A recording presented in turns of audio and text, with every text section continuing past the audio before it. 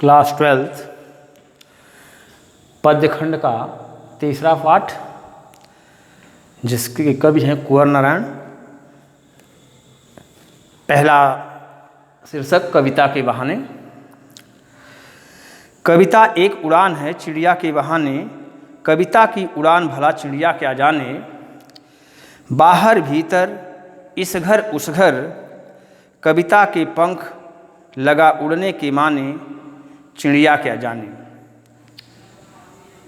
इस पद्यांश कविता एक उड़ान से लेकर के चिड़िया क्या जाने, संदर्भ लिखने के तरीके आपको बताए गए कि प्रस्तुत पद्यावतरण हमारी पाठ्य पुस्तक आरोह भाग 2 के, इसके बाद शीर्षक का नाम लिखेंगे।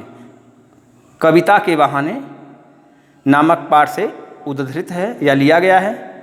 इसके कवि श्री कुंवर नारायण जी हैं। इस दिए गए प्रस्तुत अंश में कवि कुंवर नारायण जी का मानना है कि आज का जो युग है आधुनिक युग है। इस आधुनिक युग में जो कविता है, इस कविता का जो वजूद है, उस वजूद को लेकर उन्हें आशंका है कि इसका जो वजूद है, अस्तित्व है, वह धीरे धीरे समाप्त हो रहा है। क्यों? क्योंकि उसका कारण उन्होंने बताया कि आज का युग यंत्रों का युग है। ऐसे में यह कविता की नई अपार संभावनाओं को व्यक्त करने या खोजने के अवसर देने के लिए उन्होंने प्रस्तुत कर रखी है, लिखा है। कवि का कहना है कि कविता एक उड़ान है चिड़िया के बहाने, कविता की उड़ान भला चिड़िया क्या जाने। कवि इस प्रस्तुत अंश में कहता है कि कविता एक स्वच्छंद उड़ान है। कविता की इस उड़ान के विषय में, बारे में चिड़िया क्या जाने, अर्थात चिड़िया के उड़ने की जो सीमा है, वह सीमा निश्चित सीमा होती है, लेकिन कविता की कोई सीमा नहीं होती है। बाहर भीतर इस घर उस घर, यह कविता प्रत्येक जगह पर आज़ादी से स्वच्छंद रूप से विचरण कर सकती है या आ जा सकती है। कविता के पंख लगा उड़ने के माने, चिड़िया क्या जाने। यानी कविता के पंख लग जाएं, यानी कविता को यदि पंख लगा दिए जाएं और लगाकर उड़ने के बारे में चिड़िया कुछ नहीं जानती, अर्थात जहाँ पर इस एक चिड़िया के उड़ने की जो सीमा है, या चिड़िया एक निश्चित सीमा तक ही उड़ सकती है, लेकिन कविता एक मन में उत्पन्न होकर के, यानी कवि के मन में उत्पन्न होती है, और कवि के मन में उत्पन्न होने वाले भाव हैं, उस भाव की कोई भी सीमा नहीं होती है। ऐसा कहना कुंवर नारायण जी का है। इस पहले पद्यांश में कवि कुंवर नारायण जी ने, जैसा हमने पहले ही आपको बताया, कि कविता के वजूद को आशंका से परे बताया है कि ऐसा नहीं है कि कविता का वजूद समाप्त हो जाएगा, और इसके लिए उन्होंने चिड़िया को माध्यम बनाया है, और माध्यम बना करके इसके समाधान को दर्शाया गया है।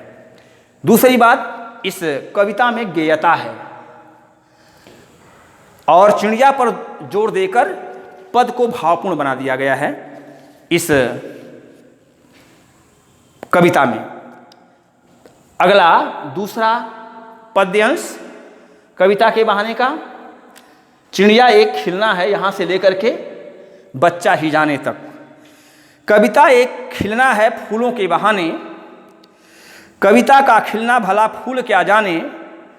बाहर भीतर इस घर उस घर, बिना मुरझाए महकने के माने, फूल क्या जाने।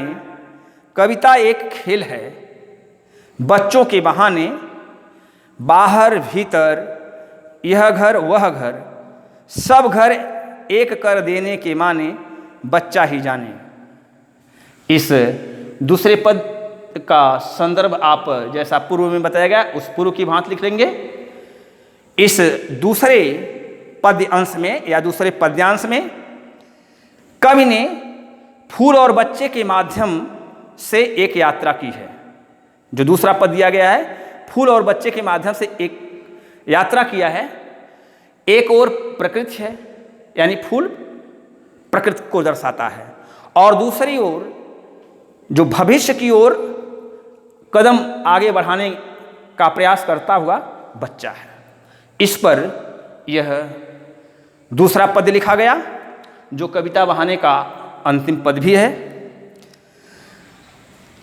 कविता एक खिलना है फूलों के बहाने, कविता का खिलना भला फूल क्या जाने। इस प्रस्तुत अंश में कवि कहता है कि कविता एक फूल के समान है, लेकिन कविता का खिलना भला फूल क्या जाने, लेकिन कविता के खिलने के बारे में भला फूल क्या जानता है।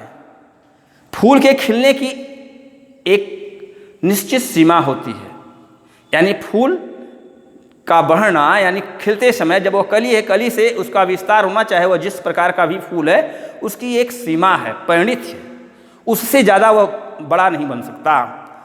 लेकिन जब फूल मुरझा जाता है, यानी फूल बाहर भीतर, इस घर उस घर, बिना मुरझाए महकने के माने, कहता है कि जब फूल मुरझा जाता है, यानी जब तक फूल मुरझाता नहीं है तब तक उसकी जो सुगंध है, स्मेल है, वह दूर तक फैलती है, लेकिन उसकी एक सीमा है।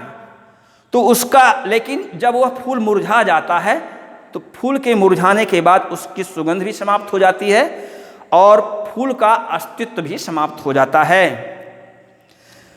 लेकिन कविता में हमेशा वैसी ही सुगंध या वैसी ही महक बनी रहती है, जैसा कवि के अंदर के जो भाव हैं, जिस भाव से कवि ने कविता लिखी, उस कविता की वह महक सदैव बनी रहती है, चाहे जिस समय भी वह कविता पढ़ी जाए या किसी के सामने व्यक्त की जाए। कविता एक खेल है बच्चों के बहाने, बाहर भीतर यह घर वह घर, सब घर एक कर देने के माने, बच्चा ही जाने। कवि का कहना है कि कविता को एक खेल के समान, कवि कहता है कि यहाँ कविता एक खेल के समान है, जिसे केवल शब्दों के माध्यम से खेला जा सकता है। कविता में केवल शब्दों का प्रयोग किया जाता है, शब्दों के माध्यम से ही कविता का निर्माण किया जाता है। जिस प्रकार बच्चा बाहर भीतर यह घर वह घर, जिस प्रकार से बच्चा घर के बाहर खेलता है, दूसरे के घर पहुंच जाता है, लेकिन उसके खेलने की कोई सीमा नहीं है, वह कहीं भी जाकर के खेल सकता है, चाहे कोई लाख मना करे फिर भी उसके यहाँ भी वह जरूर खेलना प्रारंभ कर देता है। यह कवि का कहना है कि सब घर एक कर देने के माने, बच्चा ही जाने। लेकिन उसके सपने, बच्चों के जो है स्वप्न असीम होते हैं। एक समय वह कोई खेल खेलना प्रारंभ करते हैं, फिर अगले पल ही उसे मिटा करके नए खेल खेलना शुरू करते हैं। यानी बच्चे कल्पना रूपी खेल खेलते हैं, उनके मन में जैसी कल्पनाएं आती हैं वैसा वह खेलना प्रारंभ कर देते हैं। ठीक उसी प्रकार से कविता भी एक शब्दों का खेल है। जैसा हमने पहले बताया कि कविता के लेखन में शब्दों का ही जोड़ किया जाता है, या शब्दों, सुंदर सुंदर शब्दों को ही कवि चयनित करके लिखता है, कविता का निर्माण करता है। कहता है कि बच्चों की तरह से कविता भी एक शब्दों का खेल है, जिसके खेल में जड़ चेतन, उसे खेलने में मूर्ख भी, चेतन सजीव प्राणी भी, अतीत वर्तमान और भविष्य, यह सब उस कविता के उपकरण हैं। जो कविता आज लिखी जाएगी, जिस भाव से लिखी जाएगी, वह कुछ वर्ष बीत जाने के बाद भी उसे जब पढ़ा जाएगा तो वह वही भाव प्रकट करेगी जो जिस भाव में वह लिखी गई है। बच्चे किसी भी घर की सीमा के बंधन में नहीं बंधते। जैसा हमने बताया कि पूरा गांव ही उनका एक घर है, कुटुंब है। ठीक उसी प्रकार से कविता की भी कोई सीमा नहीं है। उसके लिए सारी पृथ्वी, बच्चों के लिए सारी पृथ्वी ही एक समान है, एक जैसी है। ऐसा कवि का कहना है। इस अंतिम का सौंदर्य जो है, इसमें कुंवर नारायण सिंह जी ने फूल और बच्चे के माध्यम से कविता के महत्व को दर्शाने का प्रयास किया है। कविता में गेयता है। धन्यवाद।